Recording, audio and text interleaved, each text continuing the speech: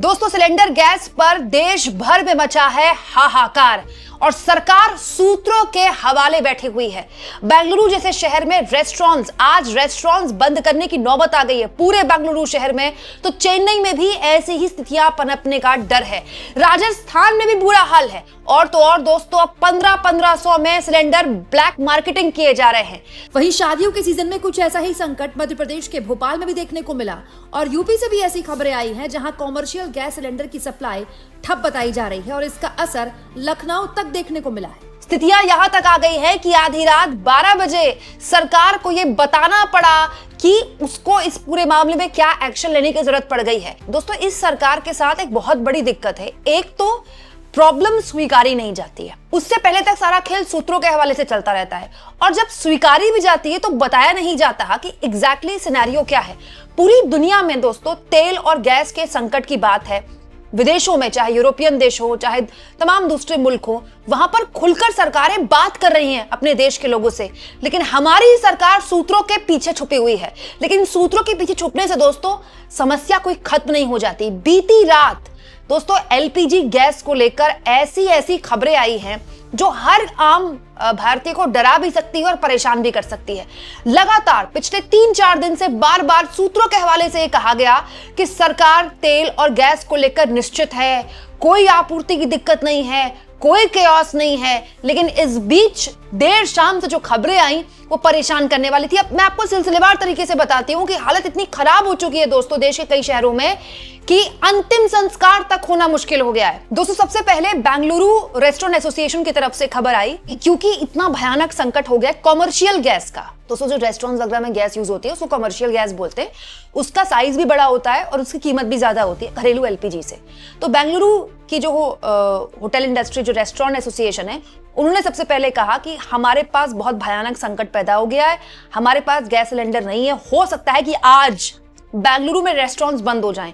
दोस्तों, बेंगलुरु कोई आम शहर नहीं है। बेंगलुरु, गुरुग्राम, हैदराबाद, ये हमारे देश के साइबर हब है। पूरी दुनिया के जो प्रोफेशनल्स हैं यहाँ आते हैं और क्योंकि यहाँ पर इतना ज्यादा वर्क कल्चर है तो लोग बहुताया ब्रेकफास्ट, लंच, डिनर तीनों में से कोई एक या कई बार तीनों बाहर करते हैं क्योंकि लोगों के पास इतना वक्त ही नहीं है कि वो घर में 3 बार खाना बनाएं।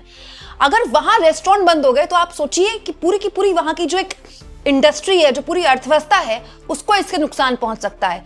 फिर जैसे ही खबर आई, चेन्नई से भी ऐसी ही खबर आ गई कि हो सकता है, हालांकि चेन्नई में इतनी सीरियस इशू नहीं है, लेकिन खबर आई कि चेन्नई में भी इस तरह के हालात पनप सकते हैं। ये खबरें आई रही थी दोस्तों। फिर ऐसे ही राजस्थान से खबर आ गई कि राजस्थान में भी जो भयानक संकट है रेस्टोरेंट्स के आगे, होटल्स के आगे एलपीजी गैस को लेकर वो पैदा हो गया है। क्यों? क्योंकि भारत सरकार ने क्या किया, लोगों के घरों में ठीक से गैस पहुंचे, एलपीजी की कोई दिक्कत ना हो, इसलिए कॉमर्शियल सिलेंडर में फिलहाल रोक लगा दी। अब कॉमर्शियल सिलेंडर में रोक लगेगी तो होटल इंडस्ट्री, रेस्टोरेंट इंडस्ट्री के आगे चिंता पैदा हो गई कि हमारे पास सिलेंडर नहीं है। दोस्तों, बात केवल रेस्टोरेंट तक सीमित होती तो फिर भी समझ में आ जाता। दोस्तों, पुणे से खबर आई कि 18 गैस वाले जो शमशान घाट होते हैं वो बंद करने की हालत आ गई क्योंकि गैस ही नहीं है। दोस्तों, ये सब कुछ बीती रात 10-10:30 बजे तक चल रहा था और सूत्र पूरा टाइम सूत्र चल रहा था। सूत्रों के हवाले से सरकार कह रही है आप परेशान ना हो, सूत्रों के हवाले से ये सब चल रहा है।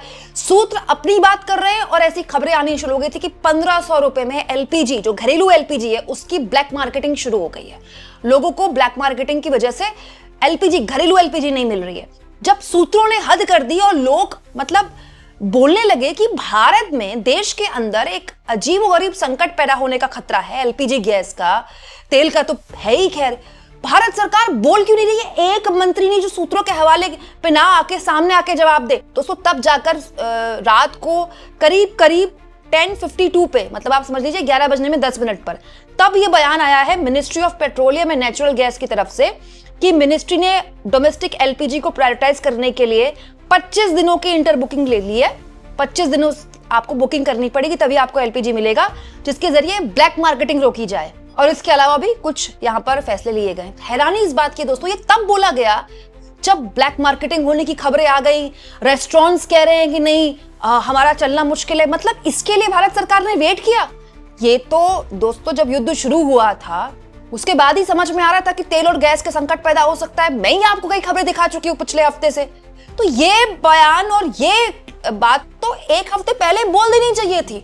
इसका आखिर देर रात का क्या मतलब होता है? इतनी देर में सरकार क्यों जागी? सोचिए अगर सोशल मीडिया में खबरें ना होती तो सरकार एक्शन भी ना लेती। दोस्तों, अगर आपको ये लगता है कि होटल इंडस्ट्री बंद हो जाएगी, रेस्टोरेंट इंडस्ट्री बंद हो जाएगी, तो क्या फर्क पड़ता है? पूरी अर्थव्यवस्था सब एक दूसरे से जुड़ी होती है। होटल अगर बंद हो गए, रेस्टोरेंट्स अगर बंद हो गए, उसमें काम करने वाले कर्मचारी, उनकी नौकरी का क्या होगा? भाई अगर कोई रेस्टोरेंट 10 दिन नहीं चला, 5 दिन नहीं चला, तो कर्मचारियों को सैलरी नहीं मिलेगी। दूसरा, उन होटल रेस्टोरेंट से जो राज्य सरकार होती है और केंद्र सरकार होती है, उससे टैक्स मिलता है ना उनको, उनसे जीएसटी मिलता है, तमाम दूसरी तरह के टैक्सेस मिलते हैं। एक होटल चलता है, एक रेस्टोरेंट चलता है तो बिजली लेता है, वो पानी लेता है, उसके वो बिल भरता है, तो जाहिर तौर पर उस पर इसका असर होगा। पूरा एक लोकल इकोनॉमी जुड़ी होती है एक होटल इंडस्ट्री से या रेस्टोरेंट इंडस्ट्री से। लेकिन अगर वही प्रभावित हो गई, वो भी चेन्नई, बेंगलुरु, राजस्थान जैसे राज्यों में या शहरों में, तो आप सोचिए कितना बड़ा प्रभाव पड़ेगा। और ये सब या तो यहाँ बड़े लेवल पर टूरिस्ट आते हैं, राजस्थान में सबसे ज्यादा टूरिस्ट आता है, भारत का सबसे ज्यादा टूरिस्ट कहाँ आता है? राजस्थान में आता है।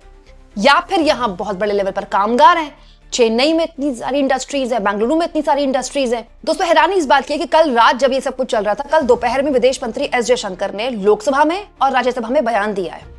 उसमें कहीं इस बात का कोई एक लाइन तक नहीं थी कि इस तमाम संकट को लेकर जो भी चीजें हैं सरकार उस पर नजर बना रही है, ये तक नहीं थी। सरकार एक्नॉलेज तक नहीं कर रही कि कोई समस्या है। आपको पता है फ्रांस के जो राष्ट्रपति हैं वो लगातार अपने लोगों से संपर्क कर रहे हैं, लगातार डे टू डे वो बता रहे हैं कि क्योंकि संकट है, गैस की समस्या हो सकती है। वहां पर जो गाड़ियां हैं वो गैस में बहुत चलती हैं, गैस स्टेशन बहुत ज्यादा होते हैं, जैसे हमारे पेट्रोल पंप है वहां गैस स्टेशन होते हैं। वहां लोगों को लगातार वहां के राष्ट्रपति बता रहे हैं। दोस्तों, हमारे यहाँ क्या हाल है? पेट्रोलियम मंत्री हरदीप पुरी पता नहीं कौन सी इनफॉर्मल मीटिंग खेल रहे हैं। कल भी उनकी एक फोटो आई है कि हमने पत्रकारों से एक इनफॉर्मल चिट चैट की है, ये बताने के लिए कि तेल और गैस की कोई समस्या नहीं। हमारे मंत्रियों को इनफॉर्मल चिट चैट से फुर्सत नहीं है क्या? डेली टू डेली अपडेट देने के लिए प्रेस कॉन्फ्रेंस नहीं होनी चाहिए? दोस्तों, कल तो तेल के दामों पर ऑल टाइम हाई और ऑल टाइम लो गया है। कल केवल 24 घंटे में, वो मैं आगे आपको एक और वीडियो में बताऊंगी। लगातार फ्लक्चुएशंस आ रही हैं तेल के दामों में, लगातार तेल के दामों की वजह से दूसरी चीजों के संकट के खतरा पैदा हो ही रहा है। एलपीजी तो संकट पैदा हो ही रहा है। भारत का जो स्टेट ऑफ हार्मोन्स में तेल है वो अटका हुआ है, वही दूसरी ओर जो गैस है उसका संकट सामने आ ही गया है। भारत सरकार को इस पूरे मामले में 4-5 दिन पहले से ही सूत्रों के पीछे ना छुपकर डेली का अपडेट देना चाहिए था। पॉइंट क्या है इसका? और रात को 11 बजे भी आप अपडेट दे रहे तो एक ट्वीट से दे रहे हैं। कितने लोग हैं जो इस ट्वीट को पढ़ पाते हैं? कितने लोग हैं जो सोशल मीडिया एक्स इस्तेमाल करते हैं? आप सोचिए, मतलब जब जब दोस्तों देश में क्राइसिस हुआ है तब तब ये सरकार या तो गायब हो जाती है, चुप हो जाती है, या बयान ही नहीं देती। और हमारे मोदी जी ऐसा नहीं कि बोल नहीं रहे, संडे को वो पश्चिम बंगाल की राजनीति पर बोल रहे थे। ऐसा कोई दिन नहीं जाता जब मोदी जी किसी न किसी कार्यक्रम में नहीं बोलते। लेकिन कभी नहीं बताया गया देश को कि खाड़ी देशों में जो संघर्ष चल रहा है उससे भारत कैसे प्रभावित है, कितना प्रभावित है। और अब जब देश के रेस्टोरेंट्स के आगे बंद होने का या फिर काम ना कर पाने का संकट पैदा हो गया, तो रात के 11 बजे एक स्टेटमेंट इशू किया जा रहा है कि हम होर्डिंग रोकने के लिए ये काम कर रहे हैं। दोस्तों, एक और जानकारी मैं आपको देती हूँ। जॉन ब्रिट्स, ये लेफ्ट के सीपीआईएम के सांसद हैं। दोस्तों, इन्होंने एक बहुत ही हैरान करने वाली जानकारी शेयर की है। इन्होंने राज्यसभा में पूछा सरकार से कि भारत इस वक्त कहां से पेट्रोल इंपोर्ट कर रहा है। भाई, भारत की पेट्रोल दुनिया का दूसरा सबसे बड़ा इंपोर्टर है भारत, तो कहां से हम पेट्रोल ले रहे हैं? तो जानते हैं सरकार ने क्या बोला है? Oil PSU are board on entities diverse sources. मतलब इंपोर्ट हम 41 कंट्रीज से करते हैं, ये बता दिया। किस दाम पे खरीद रहे हैं ना वो बताया। इंपोर्ट वैल्यू क्या है ये भी नहीं बताया। ये हाल है दोस्तों इस पारदर्शिता का। दोस्तों, लोकतंत्र में सबसे इंपॉर्टेंट होती है पारदर्शिता। यहां तो सरकार बात ही नहीं कर रही है। अब आप बताइए, इस समस्या पर भी अगर संसद में बात ना हो तो संसद फिर किस चीज के लिए? संसद में कोई क्लासरूम थोड़ी है कि इतने बजे ये वाली मैम आएंगी, इतने बजे ये वाली मैम आएंगी, इतने बजे वाला क्लास होगा तो होगा, उसके अलावा कोई क्लास नहीं हो सकता। इस समय सरकार की जरूरत थी कि वो संसद में ये सारी बातें बताए। और संसद में क्या हुआ? एक लिखा हुआ भाषण पढ़ दिया गया जिसमें बहुतायत चीजें सरकार पहले ही बता चुकी है। आप इस मुद्दे पर क्या सोचते हैं दोस्तों? और क्या आपके शहर में भी एलपीजी की बड़े लेवल पर इस तरह की होर्डिंग हो रही है, इस तरह की ब्लैक मार्केटिंग हो रही है? और अगर हो रही है तो कितने में एलपीजी गैस सिलेंडर मिल रहा है? कमेंट बॉक्स में जरूर लिखें। और जितना हो सके चैनल को शेयर भी करें और सब्सक्राइब भी।